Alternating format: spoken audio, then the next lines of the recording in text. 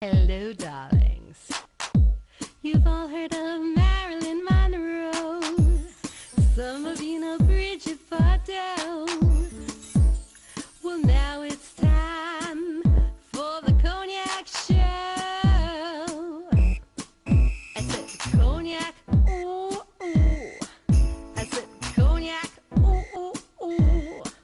I'm a bubbly blonde, fabulously dressed to impress. One of a kind girl.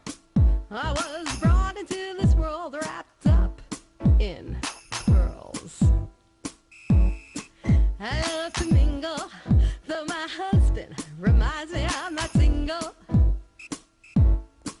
I meet and greet both the famous and the elite. I ride in limousines, drinking the finest champagne, wearing furs, dazzling diamond jewelry. A girl can't complain. I live the upscale life, dining in the finest restaurants, eating the best caviar for free.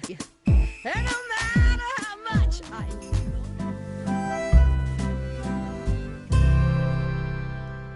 Welcome back, darlings. I'm TV host, entertainment journalist, Cognac Wellerlane, and in just about a moment we are going to see a fascinating interview with Jimmy Pravasilis, and it's all about his film Three Grand Souls, which is premiering at the Long Island Film Expo, one of Long Island's very respected film festivals. So let's take a look at this exciting interview.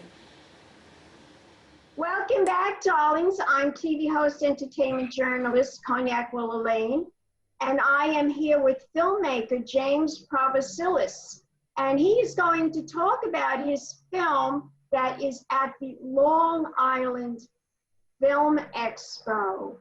Welcome to Cognac's Corner, James. Tell us about the movie, the film that you are showing at the Long Island Film Expo. First, tell us the name. It's called Three Grand Souls, and it's playing, I believe, October 7th, 4 o'clock online for Life, Long Island International Film Expo, and that's the name of the film, Three Grand Souls. It's a short film about it's about 16 and a half minutes long. It's a drama. We call it a post-traumatic love story. So, ex-special forces soldier is he's got PTSD. He's drinking himself away in a hotel room. He meets this woman, and I won't give too much away, but let's just say she tries to save his soul, but is her soul darker than his? That's the premise of the movie. I see. Now, what inspired you to make this movie? Sometimes things just hit me like ideas, and this idea hit me very quickly. It's very, very loosely based on an acquaintance of mine who was an Army Ranger, Special Forces Ranger. And, you know, sadly, these guys come back and they have PTSD. And this guy in particular had so much PTSD, he was deemed unemployable. The U.S. government paid him $3,000 a month, hence the title, Three Grand Souls. Like, soul is $3,000 a month for the government and for, you know, the powers that be.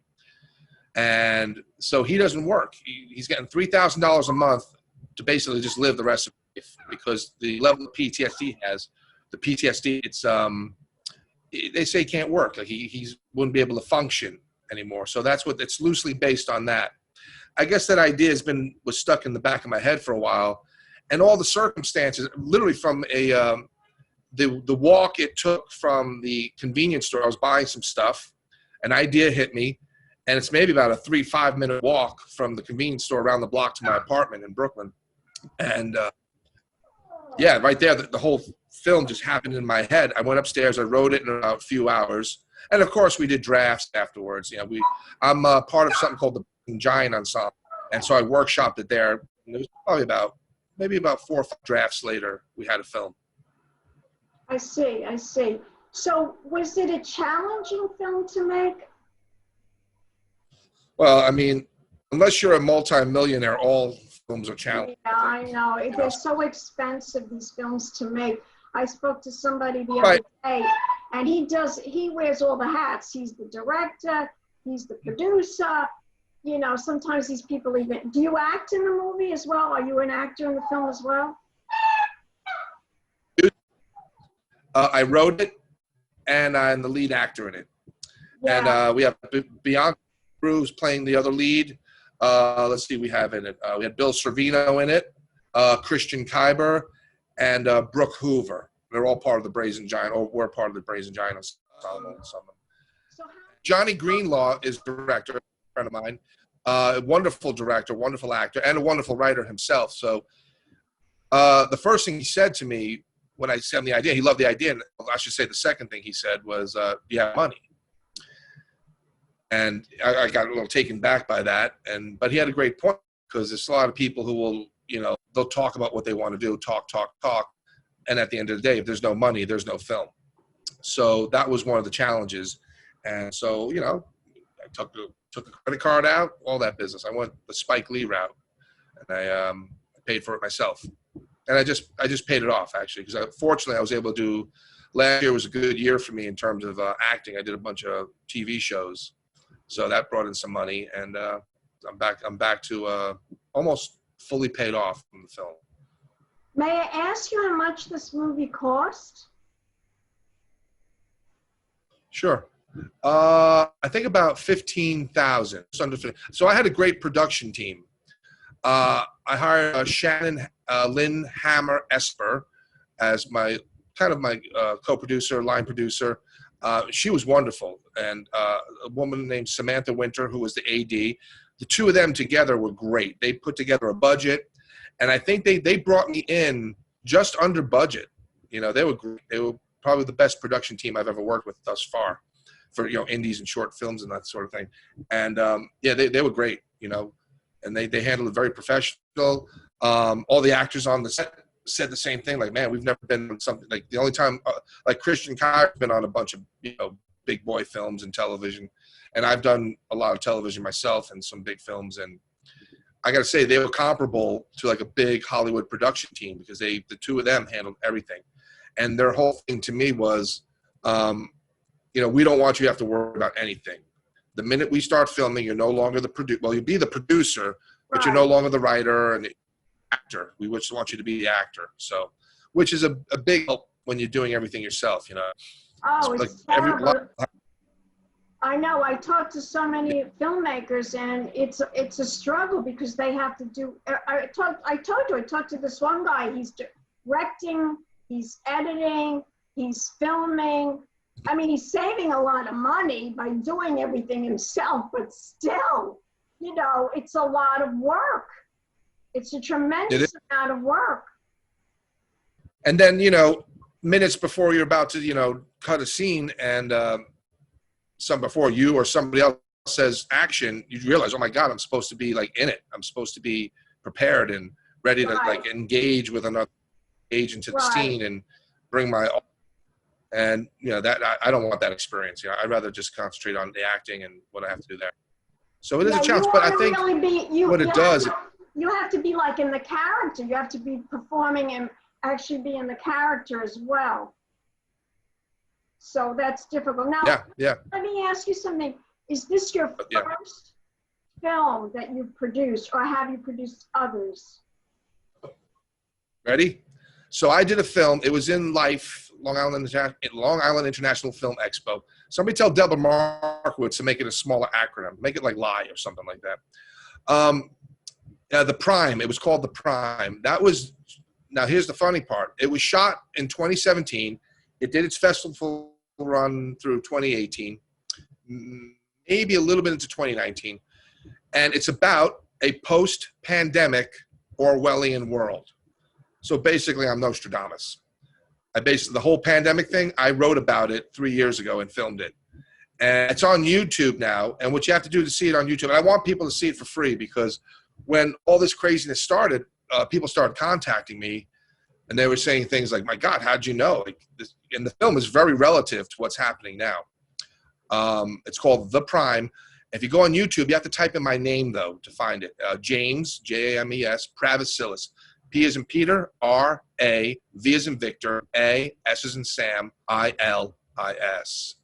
And there'll be a bunch of stuff with me, but you'll see and it's about 18 minutes long, 17:58, I think. So why did you make that movie?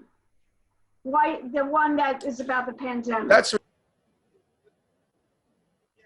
interestingly enough, that movie literally just came to me. You know, ideas come to me all day long. I'm basically haunted with nothing but stories in my head, and every now and then one squeaks out, gets on paper, and I'm writing stuff here and there, and that literally just came to me.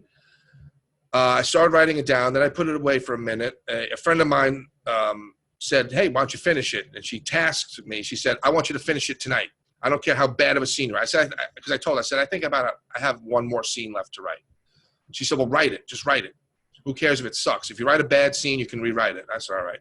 I wound up that night writing the best scene of the movie, I think. It's the end. It's with Kay Tuckerman, who is a brilliant actor. She was on Broadway with on the Donna Summer musical.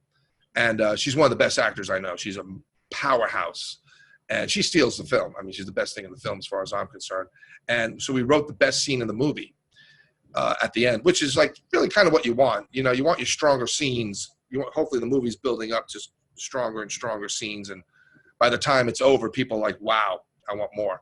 And she brought it like that. So The Prime and James Pravasilis on YouTube. Jessica Green directed. Why did you call it The Prime? It just came to me. Literally just popped in my head. And The Prime references, excuse me, in this story, because there was a worldwide pandemic, wiped out billions of people. In my story, it was a lot worse. Billions, like I want to say like 95% of the planet's dead. So what they had to do was create one rule to follow. They got rid of all religion, all politics, all ideology. That's all illegal now. They have a chip in their arm with a tattoo, right? Like the Holocaust, but with a chip. And they follow one tenet of rules called the Prime. And that's how society has survived that pandemic. And, unfortunately, I kind of feel like that's what we're probably might be heading with now. Not to get all conspiratorial, far be it from me to be a lot of people think that if they do come up with a vaccination, that they are going to put like a chip in us. A lot of people do believe that. I mean, that's a lot of people believe that. There's a lot of, we live in the world of absolute misinformation. It's something I say these days. I believe we're being sold that tertiary information, third-party information, is being sold as primary fact. Like, we're being told not to believe our instincts. We're being told not to believe what we witness or the people that we personally know and trust. Don't believe them. Believe the media only. And that's a recipe I don't believe the media. I don't. A lot of people think that this is like a hoax. This whole pandemic is a hoax. What do you think? Do you think it's a hoax? I don't think they need to make it a hoax. Why would you make it a hoax? If you are really that powerful of an entity, whether it's government or some clandestine organization, you have the power to unleash let's take away all the conspiracy stuff. When does a government not take opportunity of a disaster or a detrimental situation, right? Let's just say this pandemic, pick all the conspiracy out. The pandemic happens naturally, bats, fruit monkeys, I don't care, whatever it is. And it's doing what it does. This is a beta test, no matter what. It's what governments do. They have, organizations, what do you call it, like things like the CDC and the WHO and all different organizations that are monitoring what's happened. They're learning. The government, whatever you want to view it as, whether it's like an evil empire or a benevolent thing, it's learning our behavior. So no matter what, the powers that be, will call it, they know that when you tell people to put masks on and wear them no matter what, they will. When you tell people to stay inside and don't leave, they will. When you tell people to tattletale on each other, they will. Basically, when you tell people to jump, they will. And they're measuring how many people jump when we tell them, how many don't. They're learning from this. Whether it's I go along with wearing the mask, not because I think I'm going to get it. I'm just being respectful of the law when I go into these places, because the minute you walk into a place and they tell you, you must wear the mask, I was like, okay, I'll wear the mask to make you happy. But honestly, I really don't believe that this pandemic I believe it's a really bad virus. And I do believe it's killing people. But I don't believe it is as severe as they're making everybody think it is. That's what my belief is. A lot of people do believe that. And you said something, you want to respect the law, but change the word respect. If you don't, there was a woman watching a football outside. This was not here in New York. This was somewhere in the Midwest. She was watching her son in a football game. And he was playing football, but she had no mask on. So they says, you have to put your mask on. And she says, I will not put my mask on. And the next thing you know, they were fighting with her, and they locked her up. They arrested her. And that's what that is a baseline of acceptance. I'm going to say, so you mentioned like you want to be respectful to the law. Yeah. Let's be respectful with compliant. What this is about is compliance. And one thing, if the viewers see this, is one thing they should keep in mind. Authority is an illusion. The law is an illusion. There's an illusion of law. There's an illusion of authority. There's way more many of us, and I know a lot of law enforcement, a lot of my friends, and it's a long story why I know law enforcement people.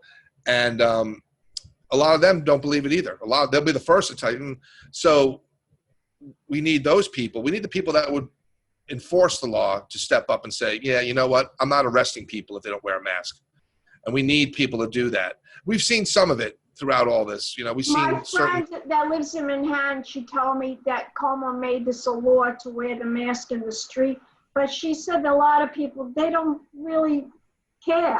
They don't wear it. And she said the cops don't care if you're not wearing the mask. They act because they don't wear it either.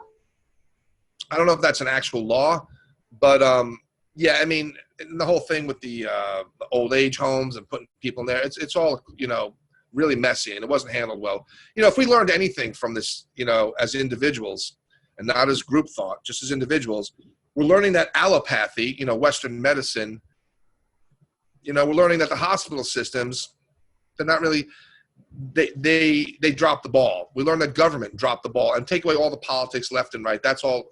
To me, that's all a BS story. I think it's the same entity, two different sides of the same coin. So, we're being, again, tertiary information being sold as primary fact. And then we're also being told that it's compliance. We're being told to comply, be a good neighbor, be a good this. And I'm always looking ahead with that kind of stuff. It's not about a pandemic anymore. Are you psychic? Because people. Am I what? Are you psychic? Psychic? Yeah. I don't know. I mean, I did create a film 3 years ago about what happened. So maybe you are and you don't even know it. But I want to get back to the movie now, because that's what we're here for. But you're a fascinating man, very fascinating. You have great. I could talk to you all day about this, but we have limited time to talk about it. But I do want my audience to know, because you are such an intelligent person and you have wonderful ideas and you're very creative and you are an actor. Tell us about the when the movie will be seen at the Long Island Film Expo virtually. It's supposed to be seen virtually? October 7th at 4 o'clock. Check the schedule. I mean, I'm a bad marketing person. Yeah, I believe it's I think it's October 7th. Okay. Hoping to be on, they're doing the movie. Tell us the name again. Tell us the name of the movie again. Grand Souls. Grand Souls. Grand Souls. Let me write it down. I have to write it backwards, I guess. So I won't write it. 3 Grand Souls. 3 Grand Souls. So now, if we want to learn more information about this film, do you have a website? Yes. You could type in Google 3 Grand Souls. Let me do that now and see what happens, because, again, sometimes, do I have a Google bar? Oh, what happened to my Google bar? Damn it, I lost my Google bar. Oh, well. Let me type it in here. Hold on one second. I'll tell you what happens. 3 Grand. Guys, I need my glasses. 3 Grand. Souls. You might have to type in film. Let me see what happens. Yeah, no, a bunch of stuff comes up. Thank God. All right. So the IMDb shows up. It's 3grandsouls.com. There's some videos on there. There's a bunch of stuff. And you do have a trailer. If you type in 3 Grand Souls, do you have a trailer? Yeah, we have a trailer. Okay, because I'm going We do have we're going to see the trailer in this video this interview that I'm doing with you. We're going to see the trailer right after this interview. Sweetheart, I can afford the penny. Consider it a donation to the whiskey fund, sweetheart. How you know it's whiskey? Let's call it a hunch. You have any dreams, Chuck? Any ambitions? Combat veteran. Army. I have a son. He's autistic. I needed some quick money, so I made an arrangement with this guy. And now he seems to be really funny about the interest on my loan. Look, you got a lot of secrets, you know. And you don't? I need somebody to trust. Don't trust me. You ever kill anyone?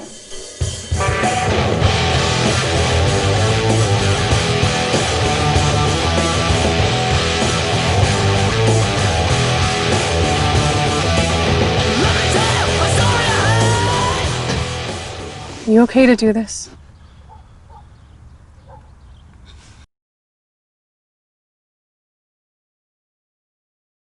Life goes on at the 23rd Annual Long Island International Film Expo, happening September 30th to October 8th, screening almost 200 independent films from around the world. Come to Samanya Mall in Westbury, Friday, October 2nd and Saturday, October 3rd for our weekend drive-in films, or watch virtually all week long on the device of your choice. Receive full schedule and ticketing info, plus details on our closing night party with Catherine Narducci and Maurice Dubois at longislandfilm.com. And remember, things may happen, but life goes on.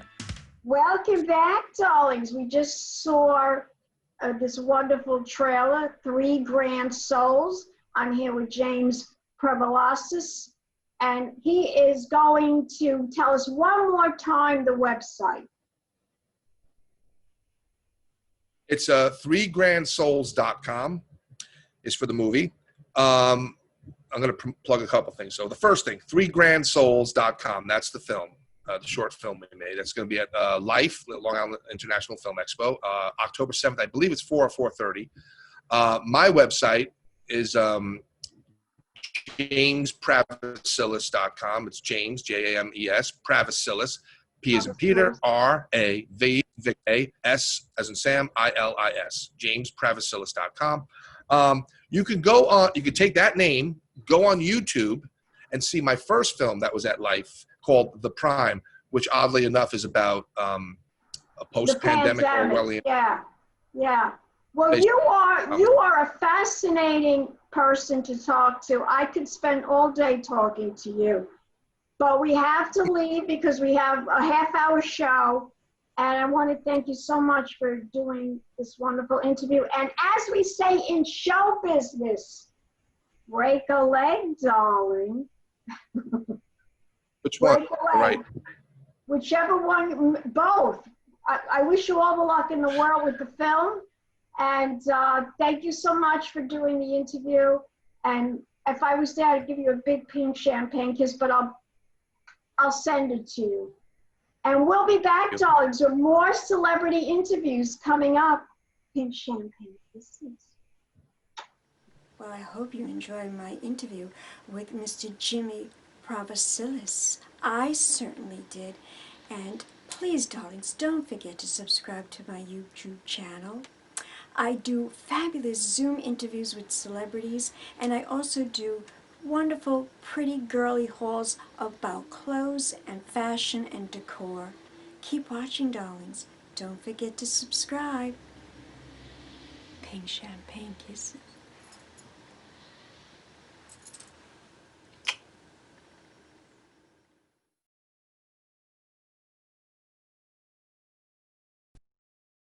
Hello, darlings. You've all heard of Marilyn Monroe. Some of you know Bridget Bardot.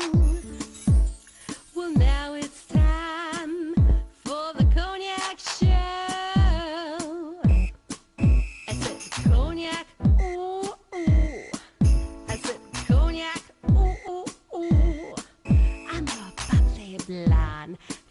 fancy dress to impress. One of a kind girl. I was brought into this world wrapped up in pearls. I love to mingle, though my husband reminds me I'm not single. I meet and greet both the famous and the elite. I ride in limousines, drinking the finest champagne, wearing furs, dazzling diamond jewelry. A girl can't complain. I live the upscale life, dining in the finest restaurants, eating the best caviar for free. And no matter how much I enjoy cognac, ooh, ooh, I said cognac, ooh, ooh, ooh. Has been a Crybaby Productions, darlings.